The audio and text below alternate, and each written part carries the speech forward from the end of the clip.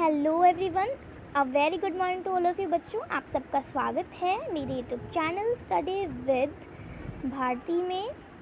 मैं भारती क्लास 8 से और आज मैं आपको कराने जा रही हूँ शिक्षा निदेशालय दिल्ली सरकार के द्वारा दी गई आपकी हिंदी की कार्यपत्रिका दिनांक 4 अक्टूबर 2021 कक्षा 5 के लिए है क्रम संख्या 85A। ठीक है, आपकी जो रिमझिम की बुक है हिंदी की, उसके पाठ एक दिन की बादशाहत से आज की वर्कशीट ली गई है। यहाँ पे आप अपना नाम लिख लेंगे और यहाँ पे आप अपने टीचर का नाम लिखेंगे। ठीक है, नमस्ते प्यारे बच्चों, आशा करते हैं कि आप सभी स्वस्थ और खुश होंगे।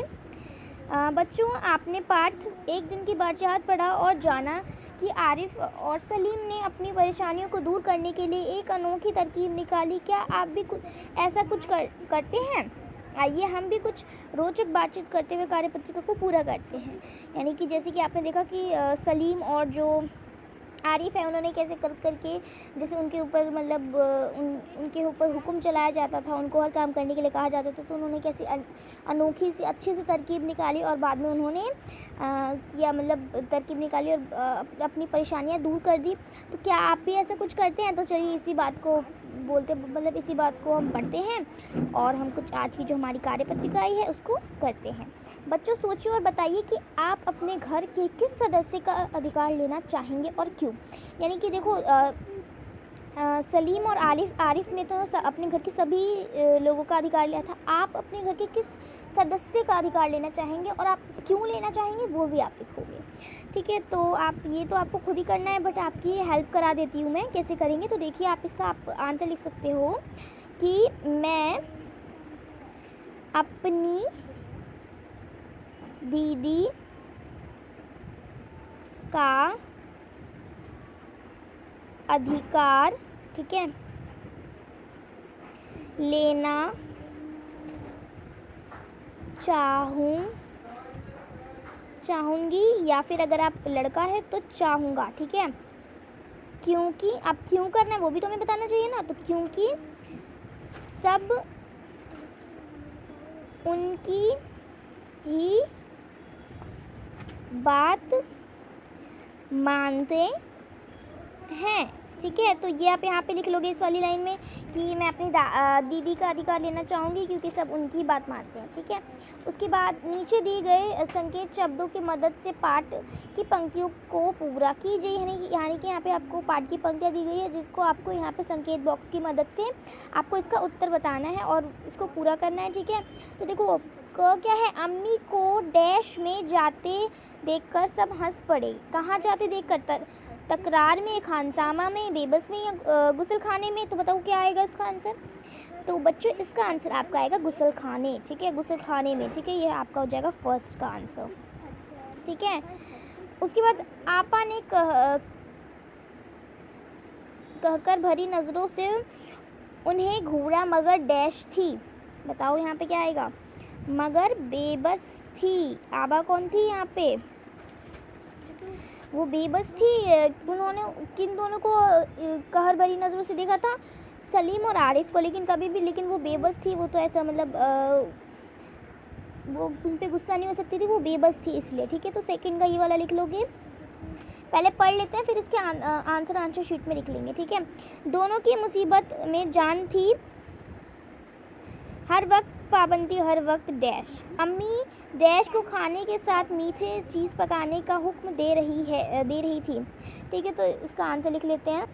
देखो, फर्स्ट वाले का आंसर आप ऐसे लिख लोगे। ठीक है, मैंने लिखा हुआ है मैं अपनी दीदी से उनके अधिकार लेना चाहूँगी क्योंकि उनकी बात सब मानते हैं। अब यहाँ पे लिखोगे अम्मी को डैश में जाते ही देखकर सब हंस पड़े। गुसल खाने आएगा यहाँ पे, ऐसे लिख लोगे। फिर आएगा आपा ने कहर भरी नज़रों से उन्हें घूरा मगर बेबस थी। ठीक है, उसके बाद आप लिखोगे दोनों की मुसीबत में जान थी, हर वक्त पाबंदी, हर वक्त क्या थी? बताओ यहाँ पे क्या आएगा? तकरार। ठीक है, हर वक्त तकरार। उसके बाद अम्मी एक सेकेंड।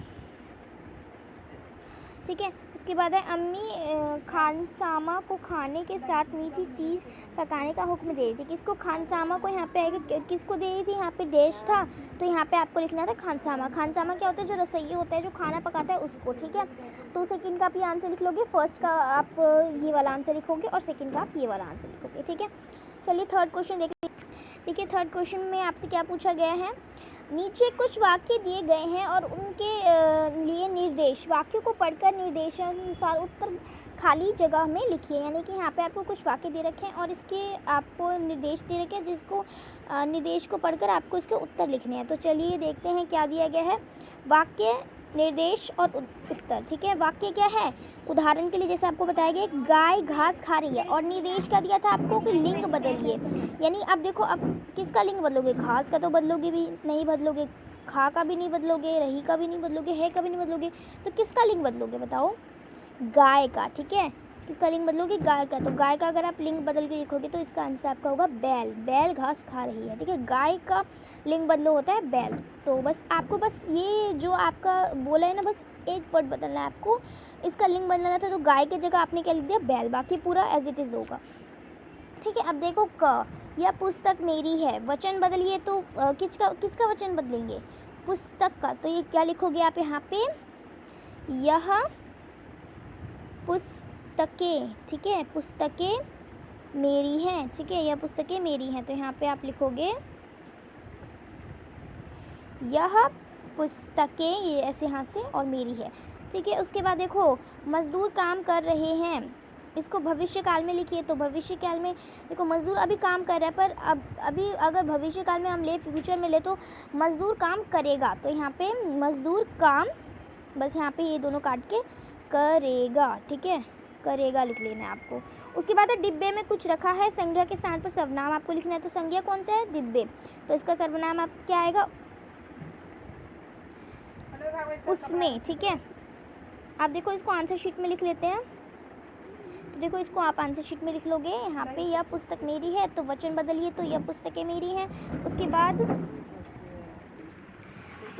बाद है मजदूर काम कर रहे हैं, भविष्य काल में लिखना है, तो मजदूर काम करेंगे। उसके बाद है डिब्बे में कुछ रखा है, तो संज्ञा के स्थान पे सर्वनाम लिखना है, तो उसमें कुछ रखा है। ठीक है, क्या डब्बे की जगह उसमें आ जाएगा। आओ बातचीत करें।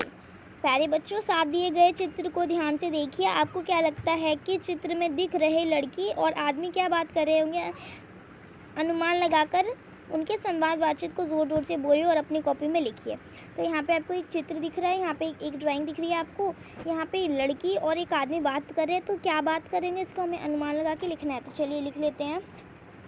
तो जैसे कि यहाँ पे आपको दिख रहा है कि यहाँ पे एक मोर इस आदमी को मारने जा रहा है, और बाहर से और अंदर से एक जो लड़की है वो भागी भागी आ रही है। तो ऐसा हो सकता है कि ये आदमी चोर और ये लड़की और ये जो मोर हो वो चोर को मतलब जान गया हो और उसको चोर को मार रहा हो, और ये लड़की बोल रही होगी कि मेरे घर में चोर आया। तो इसको आप लिखोगे, अरे चोर चोर मेरे घर में चोर है, यानी कि मेरे घर में चोर आ गया। तो ये आदमी बोल रहा होगा कि नहीं मैं चोर नहीं हूँ, मुझे इस मोर से बचाओ। ठीक है, ये मोर इसको मारने जा रहा है, तो बोलता होगा कि शायद वो चोर ना हो, तो ये बोल रहा होगा कि सब चोर तो अपने आप को बचाने के लिए कहती है ना कि मैं चोर नहीं हूँ। तो ये बोलेगा कि नहीं मैं चोर नहीं हूँ, मुझे इस मोर से बचाओ, प्लीज़ बचाओ। ठीक है, तो ये लिख लोगे आप इसका आंसर। ठीक है, तो आज की जो आपकी वर्कशीट है वो कंप्लीट हो गई है। Thank you so much for watching this video. अगर आपको कोई डाउट है तो मेरे कमेंट सेक्शन में ज़रूर पूछें, और मेरे चैनल को सब्सक्राइब ज़रूर कीजिए, और इस वीडियो को लाइक कीजिए, शेयर कीजिए और कमेंट कीजिए।